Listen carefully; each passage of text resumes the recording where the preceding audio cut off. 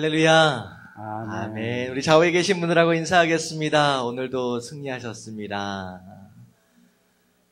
네, 감사합니다. 자, 오늘 말씀은요, 이제 제목 같이 한번 읽어볼게요. 다 같이.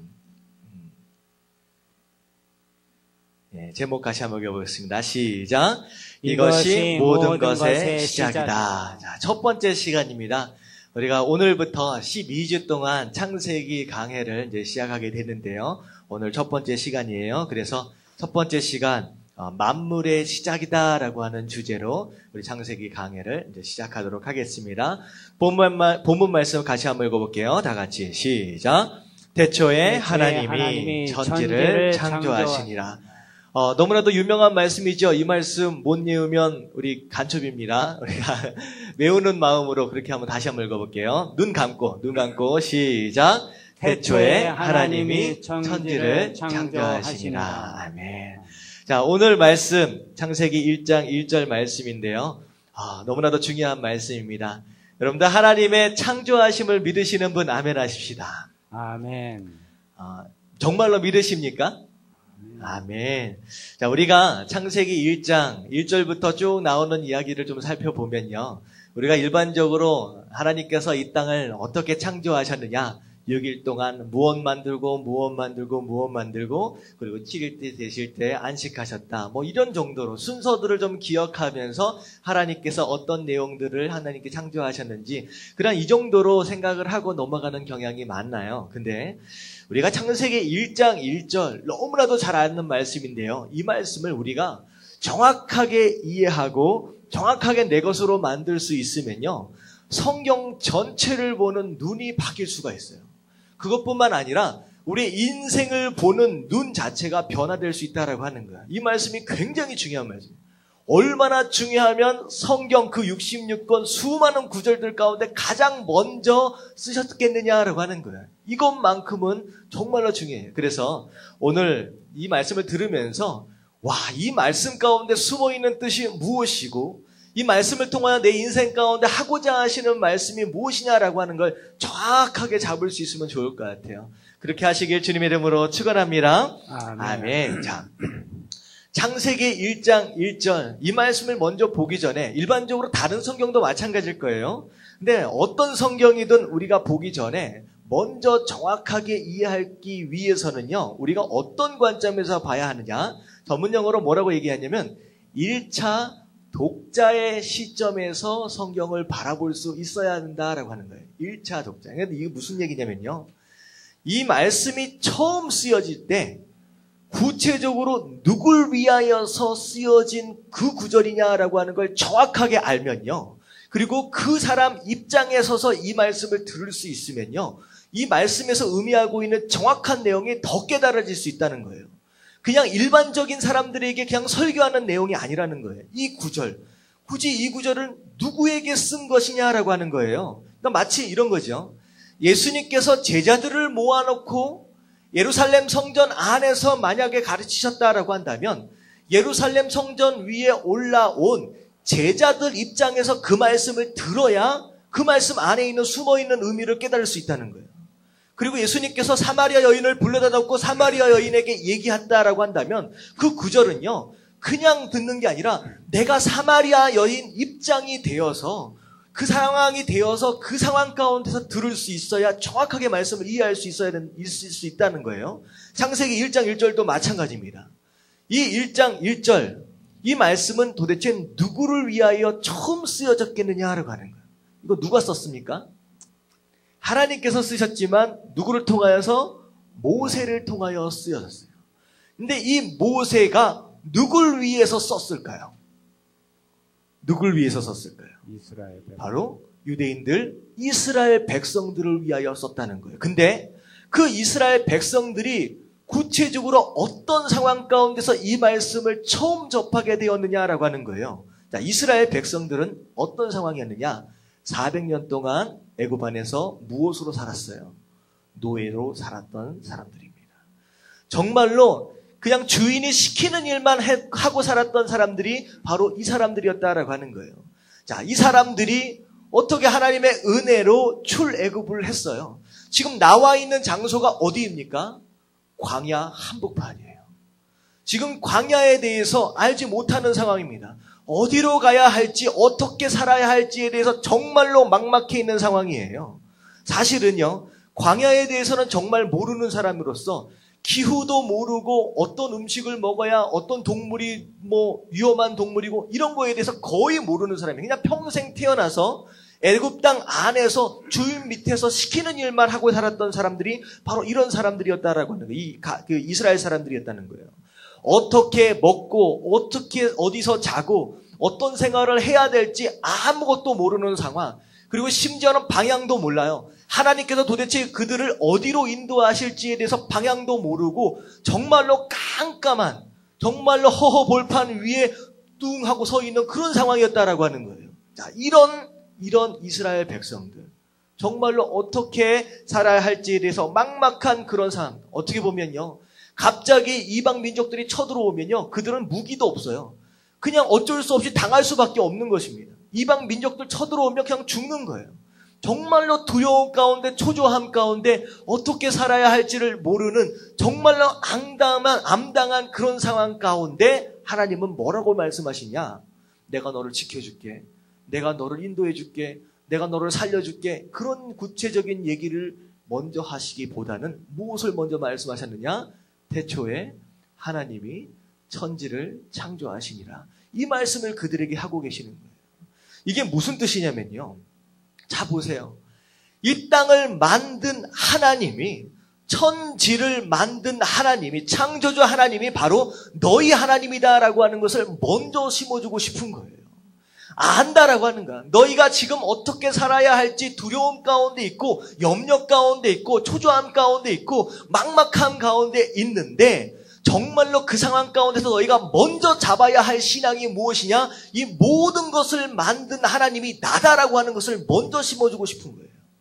예를 들어 이런 거예요. 홍해 앞에 서 있는 그들, 뒤에서는 애굽 병정들이 막 쫓아옵니다. 앞에는 홍해가 놓여 있어요. 난리가 났습니다. 여기서 죽으면 어떻게 하나라고 하는 이 상황 가운데 하나님은 한마디 하시는 거예요. 천지를 만드신 하나님이 바로 너희의 하나님인데 그깟 홍해 하나 못 넘어가도록 하겠느냐라고 하는 거예요. 여러분, 이게 굉장히 중요한 거예요.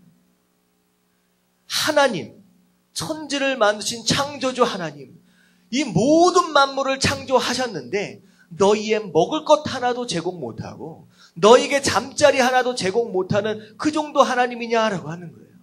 여러분들, 마찬가지입니다. 우리 삶 가운데 가장 중요한 신앙이 무엇이냐?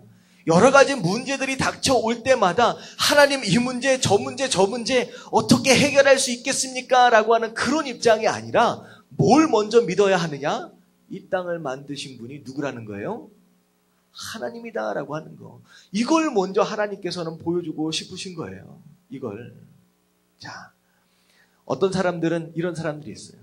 문제에 집착하고 문제를 해결하기 위해서 바둥바둥거리는 사람들이 있어요. 이 모습은 마치 어떤 거냐면 정말로 물이 없어가지고 바가지 하나 들고서 막 설치고 돌아다니는 그런 모습과 같습니다. 하지만 창조주 하나님을 믿는 시간은 바가지 하나 들고서 돌아다니면서 설치는 신앙이 아니라 폭포수와 같이 떨어지는 그 물을 만나는 신앙이에요. 마찬가지예요. 신앙생활 할 때 깨작깨작 그 바가지 하나 들고서 하나님 이 문제 해결해 주세요. 하나님 이 문제 해결해 주세요. 구걸하는 그런 인생 되지 마시고 정말로 막 쏟아지는 그 폭포수와 같은 그 하나님의 은혜를 먼저 만날 수 있으면요. 지금까지 우리가 문제로 인하여 고민했던 것들 있잖아요. 그런 것들이 우스워질 수 있다라고 하는 거예요.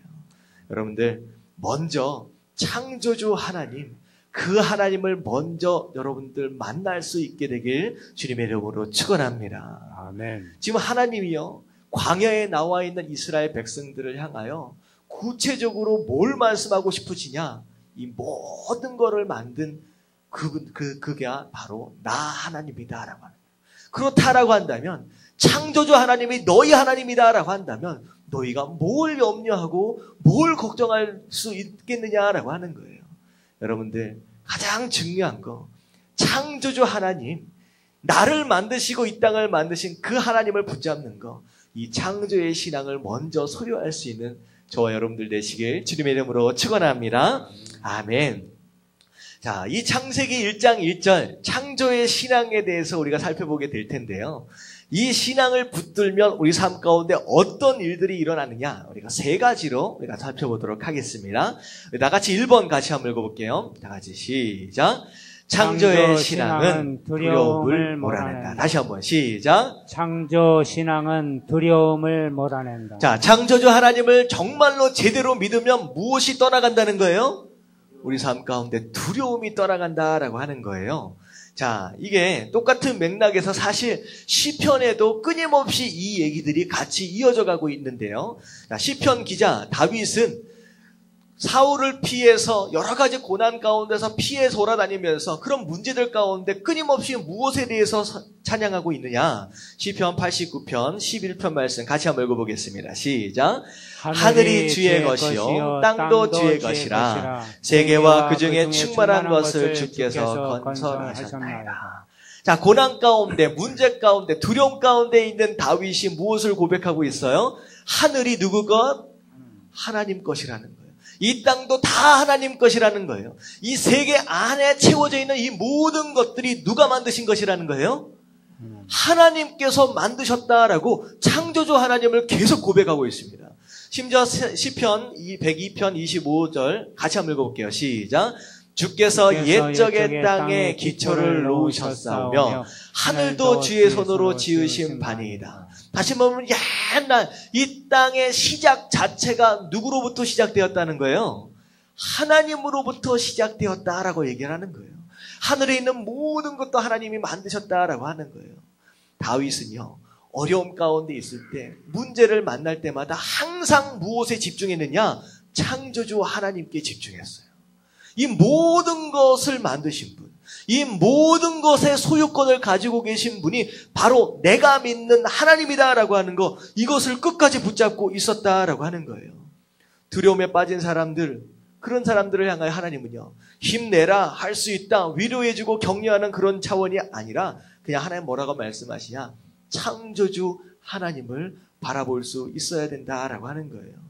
여러분들 그 하나님을 만날 수 있다라고 한다면 여러분들 지금 경험하고 있는 문제와 어려움들은요 그냥 무서워지는 거예요. 생각해 보세요. 우리가 믿는 하나님은 창조주 하나님, 이따만한 분이에요. 정말로 큰 분이에요. 하지만 그 하나님, 크신 하나님에 비한다면 우리가 경험하고 있는 문제는 얼마나 것입니까? 정말로 작은 것이다라는 거예요. 여러분 이 하나님을 붙드십시오.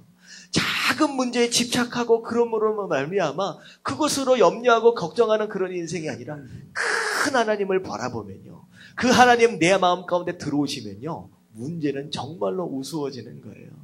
마찬가지로 창세기 15장에 보면요 아브라함도 마찬가지예요. 하나님이요 아브라함에게 약속하신 게 있어요. 갈대아우르를 떠날 때 자손에 대해서 약속하셨잖아요. 자, 그때 몇 살에 떠났는지 혹시 아십니까? 75세 때 떠났어요. 점점 세월은 지나갑니다. 점점 나이는 먹어갑니다. 젊으면 젊을수록 애를 낳을 가능성이 높잖아요. 근데 5년 지나고 10년 지나고 20년 지나고 있어요. 점점 어떻게 돼요? 애를 낳을 수 있는 희망은 점점 줄어드는 거예요. 기력은 쇠해지고 도대체 아들 준다면서 언제 주실란가? 정말로 답답한 거예요. 시간은 지나가고 너무 답답한 거예요. 그렇게 믿음이 점점 사라져가는 그 아브라함을 향하여서 하나님 뭐라고 말씀하셨는지 아세요? 내가 줄게 그렇게 반복적으로 얘기하시지 않았습니다. 그냥 아브라함 데리고 천막 바깥으로 데리고 나가시는 거예요. 나가셔서 뭐라고 말씀하세요? 창세기 15장 5절 같이 한번 읽어볼게요. 시작. 그를 이끌고 밖에 나가 이르되 하늘을 우러러 무별을 셀 수 있나 보라. 또 그에게 이르시되 내 자손이 이와 같으리라. 간단하게 말씀하시는 거예요. 그냥 데리고 나가서 하늘 보여주시는 거예요. 자, 세봐라. 별들 세봐라. 너 셀 수 있냐? 못 세지. 자, 이 별 누가 만든지 아냐라고 얘기하는 거예요. 누가 만들었어요? 하나님만.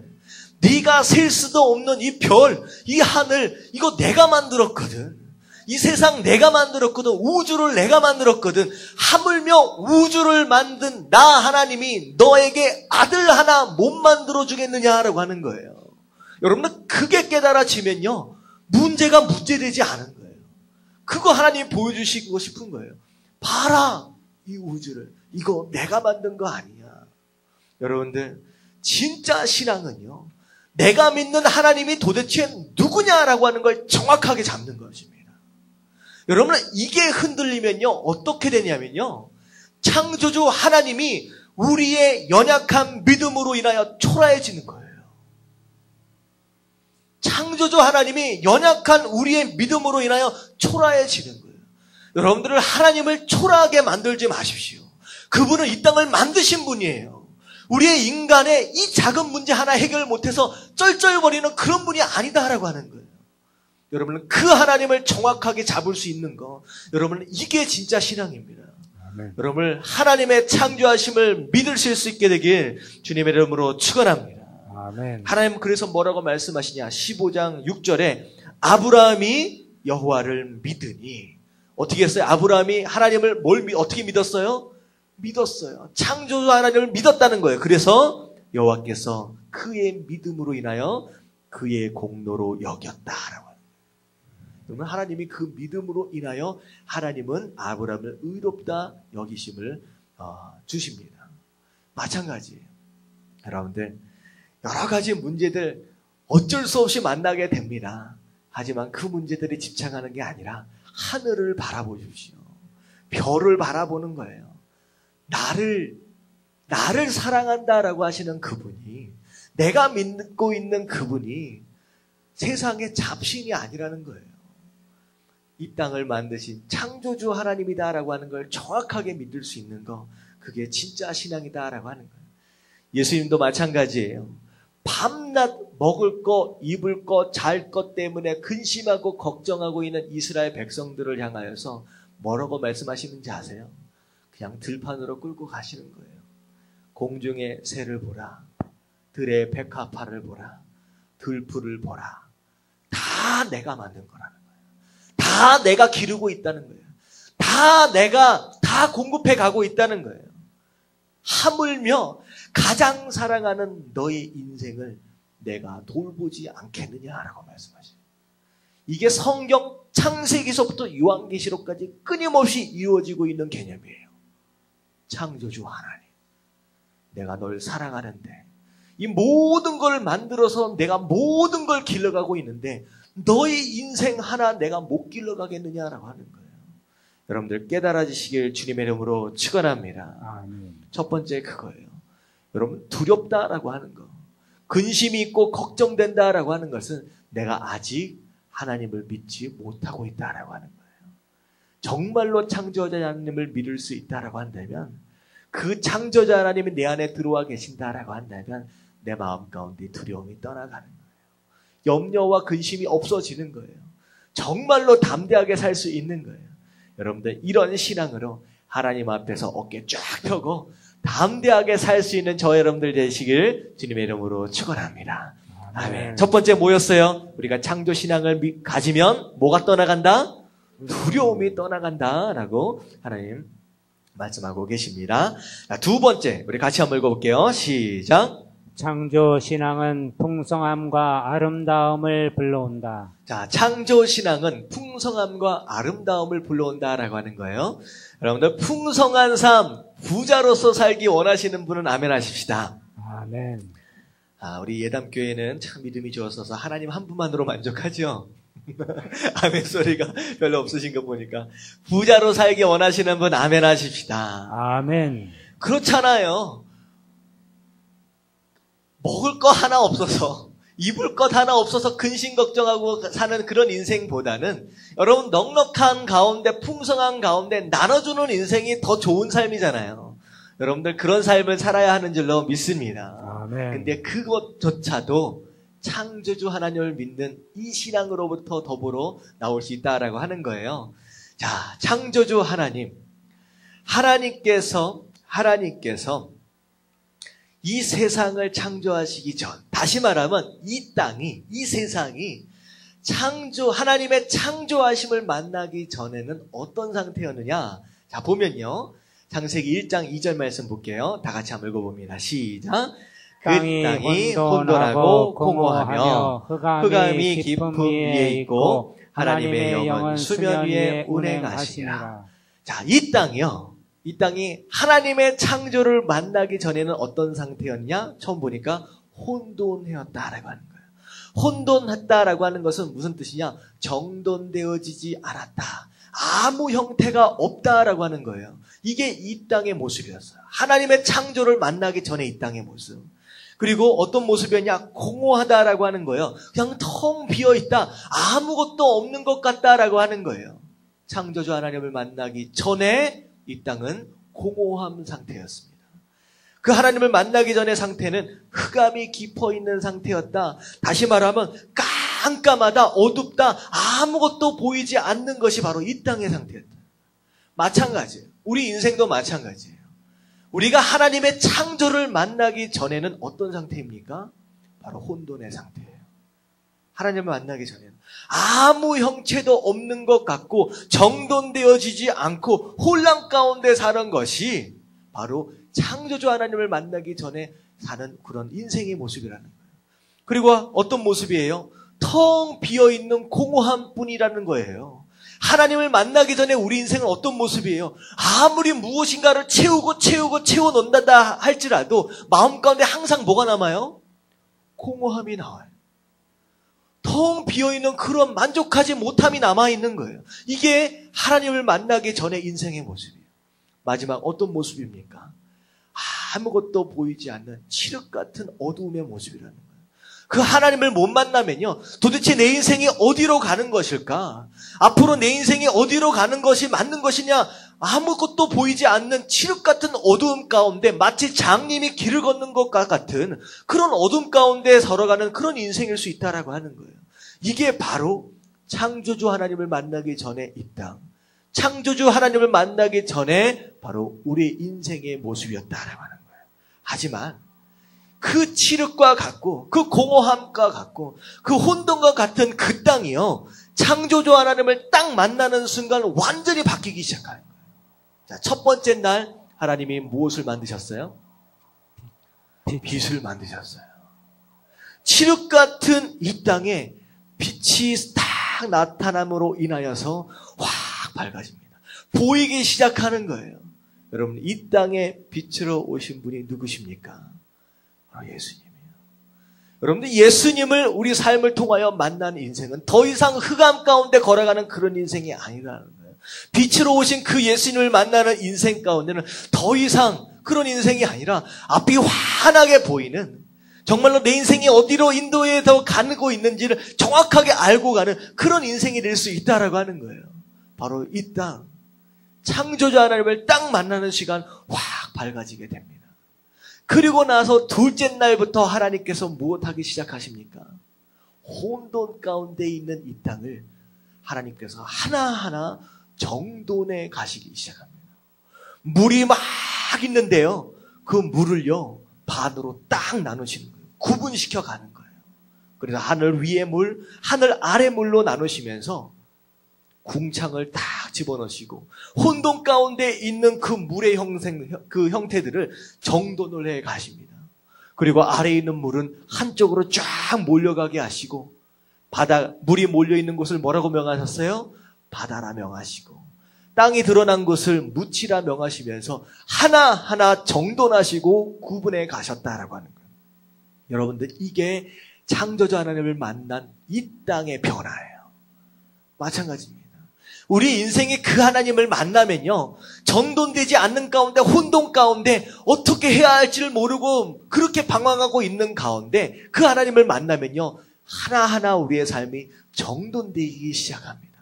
무엇이 중요하고 무엇이 덜 중요하고 무엇이 우선순위에 있는지 하나하나 정돈되어져 가기 시작하는 거예요.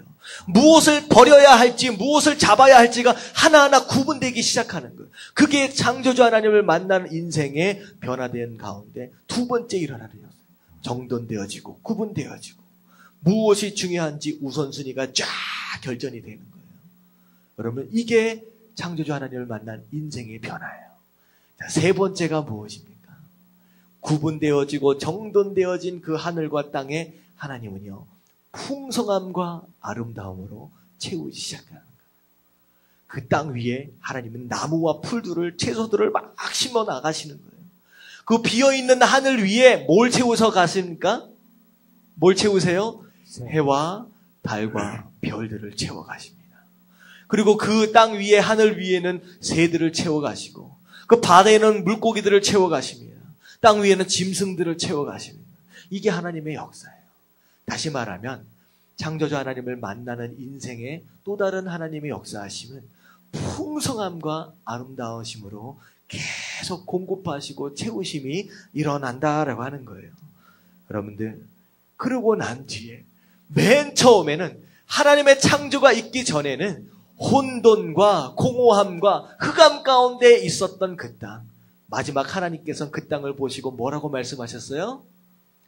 보시기에 정말로 좋았다라고 말씀하시는 거예요. 여러분들, 그 하나님을 만나심으로 인하여 하나님 보시기에도 좋은 인생, 정말로 아름다운 인생, 그런 인생 사실 수 있게 되길 주님의 이름으로 축원합니다. 아멘.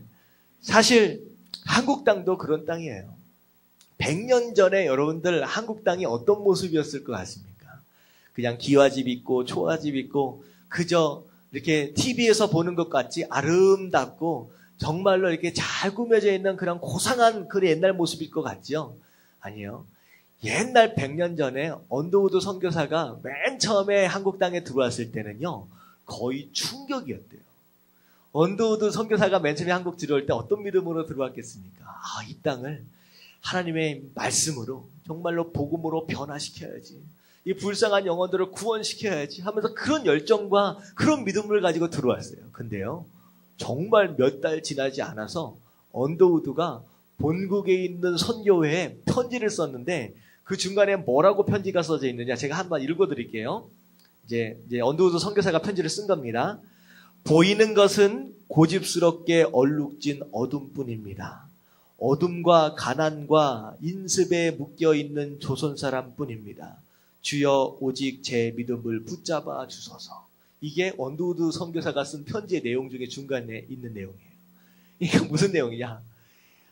그러니까 딱 와서 보니까 얼마나 처참하면, 얼마나 소망이 없으면 그냥 자기 믿음 하나도 붙잡아 달라고 기도하는 거예요. 내 믿음이 흔들리지 않기를. 이들을 구원하는 것은 둘째 일이에요. 내가 흔들리고 있다는 거예요. 실제로 그 언더우드 선교사가 편지 내용들을 보면요, 얼마나 황당하면요, 거의 남자들 중에 반은요 전부 다 술에 취해 있었대요. 돈이 도대체 어디서 났는지는 잘 모르겠습니다. 밥은 못 먹어도 술은 먹는 거예요. 심지어 애들까지도 술에 취해 있는 상태였대요. 그래가지고 그 시장에 나가보면요, 이쪽 저쪽 여자들만 나와서 장사하고 일하고 있지 거의 남자들의 대부분은요 길바닥에 늘어져 있고요, 전부 다 술 취해가지고 그러고 있더래요. 그러니까 남자가 그러고 있으니 이 땅에 무슨 소망이 있겠느냐라고 하는 거예요. 공부를 한다, 글을 읽는다, 그런 것 자체는 생각도 할 수 없는 그런 상태였다는 거예요. 그리고 도덕적으로 윤리적으로 완전히 망가져가지고 어느 상태였느냐면요, 심지어는 언더우드 선교사가 그걸 보고도 깜짝 놀랐대요. 애들이요 막 뭘 끌고 다니더래요. 새끼줄에다가 뭘 묶어가지고 끌고 다니더래요. 그래서 뭘 끌고 다니고 저렇게 웃고서 재밌어 할까 딱 보니까 거지 있잖아요. 거지가 배고파서 죽은 거예요. 그냥 죽은 시체를 발목을 갖다가 새끼줄로 묶어가지고 그걸 애들이 끌고 다니면서 놀고 있더래요. 그러니까 시체에 대한 갈 때까지 간 거예요. 그 상황을 보니까 언더우드 선교사가 선교를 할래야, 복음을 전할래야 대책이 없는 거예요. 여러분들, 이게 100년 전 한국의 실정이었어요. 근데 이 한국에 창조주 하나님의 그 복음이 들어오고 이 백성들이요 그 하나님을 만나게 되니까 어떻게 됐어요? 100년이 지난 이후 정말로 이 땅은 완전히 변화됩니다. 생각해 보세요. 지금 살고 있는 이 상황을 보세요. 저는요, 솔직히 말해서 한국이요 미국보다 훨씬 더 잘 사는 것 같아요. 깜짝 놀란 게 지하철 타면서 우주선인 줄 알았어요. 와, 뉴욕하고 LA에 지하철이 있어요. 딱 가보면요, 뭐라고 생각하시면 되냐면 한국의 한 20년 전 지하철을 생각하시면 돼요. 그게 지금 LA와 그 뉴욕에 그런 지하철이 돌아다닙니다. 근데 한국에 와보니까 우와, 저는요, 지하철을 타려고 딱 내려가는 순간 지하철이 와 있는 줄 알았어요. 양쪽에 다. 그러니까 이게 지하철이 아니라 뭐예요? 문이에요, 문. 벽이에요. 깜짝 놀랐어요. 와, 이거 완전 우주선인데? 와, 여러분들, 버스를 타는데 버스가 몇 분 후에 도착하는지 시간이 나오더라고요. 깜짝 놀랐어요. LA에는요, 버스가 언제 올지 모릅니다. 그냥 대책 없이 기다려야 됩니다. 한국이요, 너무 발전했어요. 오히려 한국이 너무 잘 먹고 잘 살아가지고 문제가 생겼어요. 신앙생활 요즘에 거의 안 합니다. 주일날 아침에 예배드리기 전에 이 교회 밑에서 어떤 사람들로 바글바글 하는지 아세요? 교회 나오려고 예배드리려고 나오는 사람들로 바글바글 하면 얼마나 감사해요. 여 밑에 저기 북한산 놀러 가려고 바글바글 합니다. 교회 안에까지 들어와가지고요, 산에 올라가는데 다치지 않게 하려고요, 운동하고 있어요. 이 밑에서. 나 그거 보고서, 야, 신앙생활하기 정말로 어려워져 가고 있는 사회가 한국 사회가 아니겠느냐라는 생각이 들어가는 거예요. 쉽지가 않아요. 너무 잘 먹고 잘 사니까. 어쨌든 이 한국 땅이 여기까지 온 거, 여러분들 하나님 만났기 때문에 여기까지 왔어요. 수백 년, 수천 년이나 그렇게 살았어요. 우리가 조선왕조 500년 어쩌고저쩌고 해가지고 뭐 사극들 보잖아요. 실제로 사극에 나오는 사람들은요, 배경은요, 잘 먹고 잘 사는 사람들만 찍어서 그렇게 되는 거예요. 정말로 저기 밑에 서민들 가보세요. 정말로 다 굶어 죽습니다. 그게 우리 조선 땅이었어요. 그랬는데 이렇게 변화됐다는 거예요. 이게 무엇을 만났기 때문에? 하나님을 만났기 때문에 이 나라가 여기까지 왔다라는 거예요. 그래서 요한복음 10장 10절 말씀 같이 한번 읽어볼게요. 요한복음 10장 10절 말씀 다 같이 시작. 도둑이 오는 것은 도둑질하고 죽이고 멸망시키려는 것뿐이요 내가 온 것은 양으로 생명을 얻게 하고 더 풍성히 얻게 하려는 것이라. 자, 이 땅이 하나님 만나기 전에 누구로부터 다스림을 입었던 땅입니까? 사단으로부터 다스림을 입었던 땅이에요. 온갖 잡신들, 온갖 미신들, 그런 것들로 바글바글 했던 땅이 바로 이 땅이었습니다. 그랬을 때 사단은 어떻게 한다고 해요? 와서 하는 일이라고는 뭐예요? 도둑질하고 뭔가를 주는 것 같은데 나중에 돌아보면 다 빼앗겨버리는 거예요. 그리고 죽이고 멸망시키는, 그게 이 땅에 있었던 사단의 역사였어요. 하지만 이 땅에 하나님께서 오심으로 말미암아, 예수 그리스도께서 오심으로 말미암아 어떻게 됐어요? 내가 온 것은 양에게 뭘 주신다? 더 이상 죽음 가운데 머물러 있지 않도록 생명을 주신다라고 하는 거예요. 그리고 그 생명뿐만 아니라 뭐까지 주세요? 풍성함으로 채워주신다라고 하는 거예요. 누가 그런 얘기가 있잖아요. 물에 빠진 사람 구해줬더니 뭐 달라고요? 보따리 달라고요. 하나님은 그걸 아시는 것 같아요. 생명 딱 줬더니만 하나님 아무것도 없는데 어떻게 살라고요? 뭐 이런 게 아니라 생명 살려두시고 그 생명 삶 가운데, 살아가는 삶 가운데 꼭 필요한 것들을 알아서 다 채워주시는 분이 하나님이다라고 하는 거예요. 여러분들, 하나님을 만나기 전에 인생은요, 어떤 인생입니까?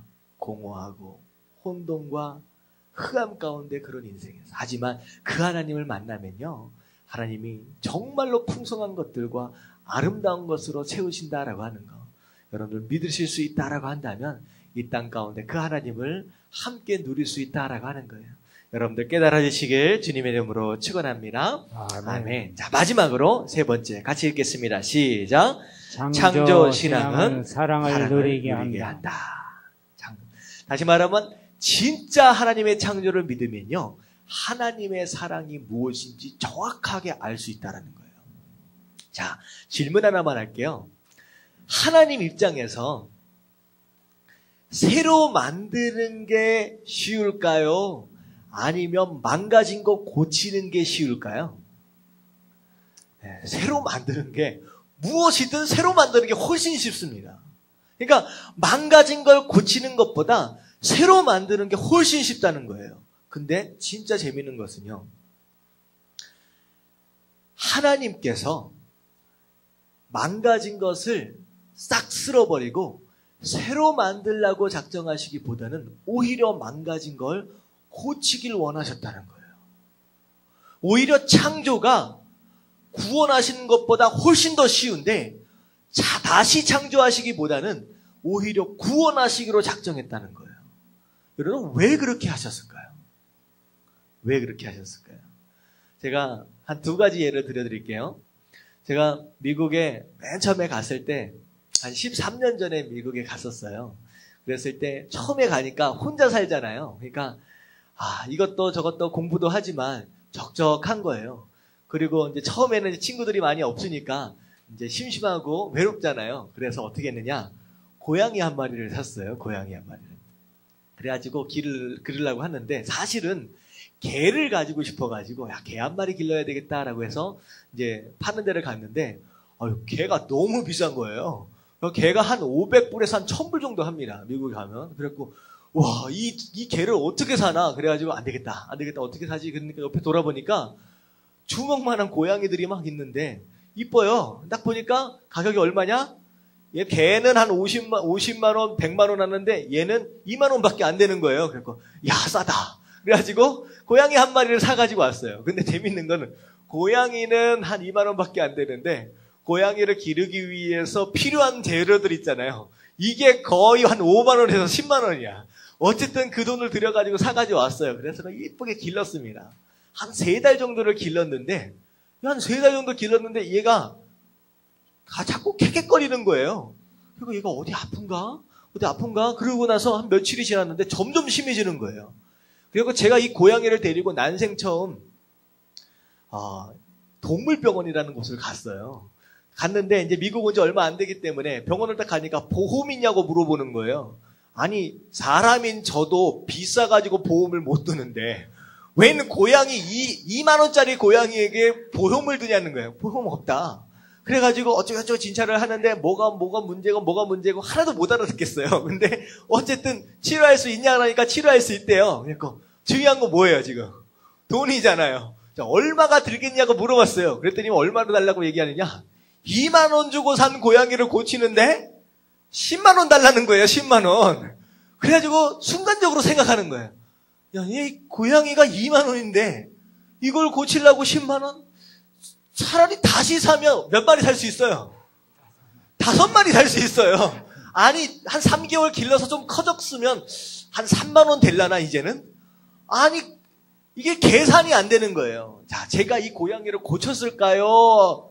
안 고쳤을까요? 사람입니다, 저도. 고쳤어요. 그 2만 원 주고 산 고양이를 제가 고치려고 10만 원을 들여가지고 고쳤어요. 제가 왜 그 고양이를 고쳤을까요? 계산되어지지 않는 그런 상황. 그런 상황 가운데 제가 왜 고양이를 고쳤을까요? 하나만 더 예를 드릴게요.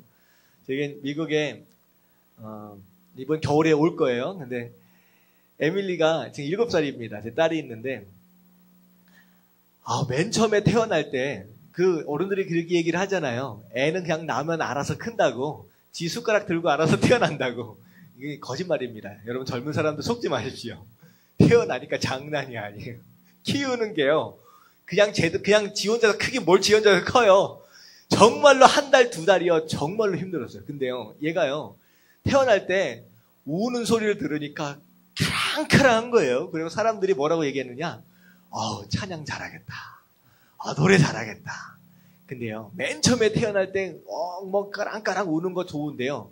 이게 한 2달째 돼서 계속 저녁마다 칭얼거리고 계속 울기 시작하는 거예요. 그 카랑카랑한 모습, 그 목소리로. 그게요, 한 저녁 한 6시, 7시 정도부터 시작해가지고 한 새벽 1시까지 계속 우는 거예요. 병원을 가도 뭐가 문제가 없어요.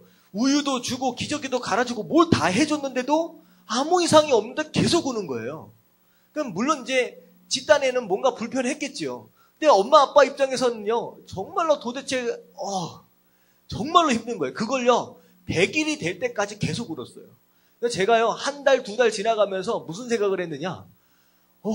마이 인생. 내 인생이 사라져버린 것 같아. 뭐 이상한 거 하나 나오더니만 내 인생을 송두리째 다 도둑질해 가버렸어요. 그래갖고 여러분들 부모님께 감사하시길 주님의 이름으로 축원합니다. 그냥 만만하게 큰 거 아니에요. 진짜 힘들었어요. 근데요, 그 막 울고 있는 그 애기를 향하여서 뭐가 고장났나? 뭐 좀 이상하네? 왜 이렇게 시끄러워? 해가지고, 아유, 뭐, 우리 부부도 젊은데 하나 더 낳지 하고 다 갖다 버리는 부모가 어디 있겠느냐는 거예요. 얘를 버리지 않았습니다. 끝까지 시끄러운 그 에밀리를 데리고 지금 7살까지 지금 키우고 있어요. 7살이 되는 순간까지 계속 말썽을 부립니다. 그럼에도 불구하고 키우고 있어요. 버리지 않고, 다시 말하면, 다시 낳아서 키우는 게 아니라, 끝까지 고쳐서라도 키우고 오고 있는 이 이유가 무엇일까요? 사랑하기 때문에. 이게 굉장히 중요한 거예요. 하나님이 우리 인생을 싹 밀어버리고 다시 창조했으면요, 훨씬 더 쉬웠습니다. 더 깔끔하게 다시 시작할 수도 있었어요. 근데 그렇게 하시지 않고 굳이 망가지고 부서진 그 인생들을 조각조각 모아가지고 다시 살려보려고 고치시려고 애썼던 이유가 무엇이었느냐? 우리를 제품으로 만드신 게 아니라는 거예요. 자녀로 만드신 거예요. 사랑하는 대상으로 만드셨다는 거예요. 여러분들 창조주 하나님을 정확하게 믿으면 그 하나님의 사랑이 느껴집니다. 내가 어떤 존재라는 거예요. 여러분들 잘 보세요. 창조는 며칠 만에 이루어졌습니까? 단 6일 만에 이루어졌어요. 하지만 망가진 인생을 고치기 위한 이 노력은 지금 몇 년 동안 이루어지고 있는지 아세요? 수천 년을 거쳐서 이루어지고 있어요. 단 6일이면 창조할 수 있는 인생입니다. 이 땅입니다. 하지만 고치시려고 하니까 수천 년을 하나님께서 투자를 하시는 거예요. 마찬가지예요. 창조 하나님이 무엇으로 창조하셨어요? 말씀 하나로 창조하셨어요. 빛이 있으라니까 그냥 빛이 있는 거예요. 사람도 어떻게 창조하셨어요? 흙으로 그냥 만드셨어요. 단 하루도 안 걸려서 만드셨어요. 근데 이 인생 고치시기 위해서 하나님은 어떤 대가를 지불하고 계시는지 아세요? 말씀 하나로 창조할 수 있는 이 땅을 고치시기 위해서 그분 스스로 죽기까지 하시면서 대가를 지불하고 계십니다. 바로 여러분들, 바로 망가진 우리 인생을 살리시기 위해서 하나님은요, 예수 그리스도를 통하여 죽음까지를, 그 고난까지를 경험해 가시면서 우리를 살리시려고, 우리를 고치시려고 애쓰고 계신다라고 하는 거예요. 여러분들 깨달아지시길 주님의 이름으로 축원합니다. 여러분 그게 하나님의 사랑이다라고 하는 거예요. 자, 시편 2절 7절 말씀 하반절만 같이 한번 읽어볼게요. 시작. 여호와께서 내게 이르시되 너는 내 아들이라 오늘 내가 너를 낳았도다. 뭐라고 말씀하시냐? 마치 아이를 낳는 것처럼, 배 아파서 낳는 아이들을 낳는 것처럼 내가 너를 낳았다라고 말씀하시는 거예요. 내가 끔찍하게 내가 너를 사랑한다라고 하는 거예요. 정말 그 하나님의 사랑이 바로 그 창조주 하나님 안에, 그 신앙 안에 들어 있습니다. 여러분들 아무리 힘들고 어려워도 그분의 그 창조의 신앙을 붙들 수 있으면요, 여러분들은 무엇이든 다시 한번 일어날 수 있는 용기가, 더 힘이 생길 수 있다라고 하는 거 기억할 수 있게 되길 주님의 이름으로 축원합니다. 아멘. 그리고 아무리 망가지고 부서진 인생이다라고 할지라도 그 창조주 하나님을 만나면요, 다시 하나님께서 고치시겠다라고 하는 거예요. 그 어떤 대가를 지불한다라고 할지라도 내가 다 고치겠다라고 말씀하시는 거예요. 오늘 말씀은 간단합니다. 어떻게 보면 창세기 1장 1절 창조주 하나님, 대초에 하나님이 천지를 창조하셨다라고 하는 그 말씀, 여러분은 그 말씀을 정확하게 알고 믿을 수 있으면요, 그 어떤 것도 두렵지 않는 거예요. 이 땅을 만드신 그분이 여러분들의 아버지가 되시는 거, 여러분들 믿으실 수 있게 되길 주님의 이름으로 축원합니다. 그리고 그 하나님은요, 그 하나님은 풍성하게 채우신 분이에요. 우리가 이 땅을 살면서 찌질하게 살기를 원하시는 분이 아니다라고 하는 거예요. 다 주고 싶어요. 아름다움으로 채우시길 원하시는 거예요. 그 하나님을 만나심으로 인하여 풍성한 삶, 아름다움을 그런 삶을 살 수 있게 되길 주님의 이름으로 축원합니다. 그리고 마지막으로 하나님은 우리를 쓸어버리고 다시 창조하신 게 아니라 아무리 망가졌다라고 할지라도 끝까지 고치시기로 작정하셨다는 거예요. 왜? 우리를 사랑하시기 때문에. 여러분 그 사랑을 여러분들 마음 가운데 담고 가십시오. 하나님도 우리를 포기하지 않으셨다는 거예요. 아무리 망가졌다라고 할지라도 하나님이 우리를 포기하지 않으셨는데 왜 우리가 먼저 포기하느냐라고 하는 거예요. 맞아요. 믿음대로 산다라고 하지만 끊임없이 시험 들고 끊임없이 자빠집니다. 끊임없이 섭섭한 거예요. 끊임없이 순종하지 못해요. 하지만 하나님은 안 포기해요. 아무리 멀리 갔다라고 할지라도 끝까지라도 정말 지구 끝까지라도 찾아가서 찾아오신다라고 하는 거예요. 그게 하나님의 사랑이에요. 그래서 끝까지 고치겠다라고 작정하신 거 여러분들 스스로 포기하지 마십시오. 하나님도 여러분들을 포기하지 않으셨어요. 여러분 언젠가 끝까지 하나님 안에만 있으면 여러분들 지금보다는 다 다르게 정말로 성장해 있고 변화되어 있는 정말로 고쳐져 있는 그런 모습으로 세워져 갈 수 있는 줄로 믿습니다. 아멘. 하나님의 창조하심을 믿고 그러므로 말미암아 이 땅 살면서 어깨 쫙 펴고 담대하게 사실 수 있는 저와 여러분들 되시길 주님의 이름으로 축원합니다. 아멘. 우리 함께 기도하겠습니다. 우리 기도하실 때 하나님 우리가 지금까지 살면서 걱정, 근심, 문제로 인하여서 흔들리고 그런 인생 살았습니까? 이제는 하나님의 창조하심을 제대로 믿게 하시고 그 하나님 바라봄으로 말미암아 두려움 그런 삶이 아니라 담대한 삶 살 수 있도록 해달라고 그리고 이 세상 가운데 살면서 풍성함과 아름다움으로 인하여서 하나님 앞에 영광 돌리며 정말로 하나님의 사랑이 어떤 사랑인지 깨닫게 하시고 절대 포기하지 않고 끝까지 하나님 바라보며 나아갈 수 있는 그런 사람들 될 수 있도록 해달라고 우리 다 같이 주님 한번 부르짖고 통성으로 기도하겠습니다. 시작. 주님